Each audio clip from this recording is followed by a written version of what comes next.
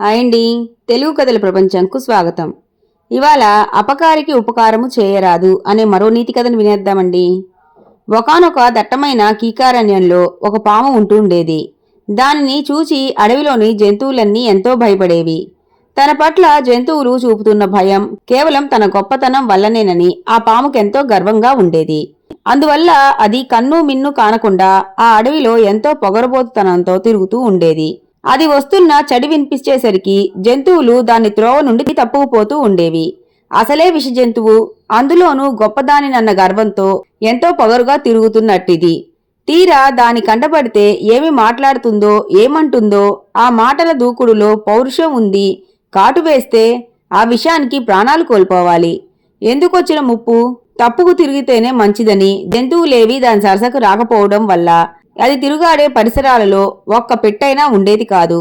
ఒంటరిగా అయిపోయి పాము తను మామూలుగా తిరిగే తావులో తనకేమీ తోచక ఆ అడవి మార్గాన బయలుదేరి చాలా దూరం ప్రయాణం చేసింది. అందులో ఆకస్మికంగా అది తిరుగుతున్న ప్రాంతంలో మంటలు లేచాయి.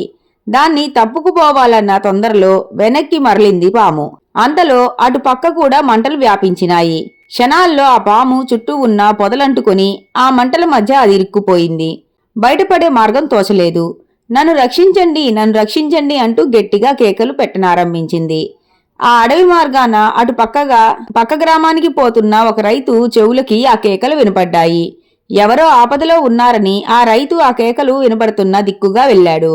మంటల మధ్య ప్రాణభయంతో తల్లడిల్లిపోతున్న పామును చూశాడు.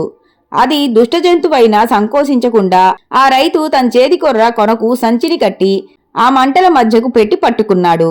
బతుకు జీవుడా అనుకుని ఆ పాము ఆ సంచిలో దూరింది. వెంటనే రైతు ఆ కర్రను పైకెత్తి చేతి సంచిని మంటలకి యువతలకి తెచ్చి నేలనుంచాడు.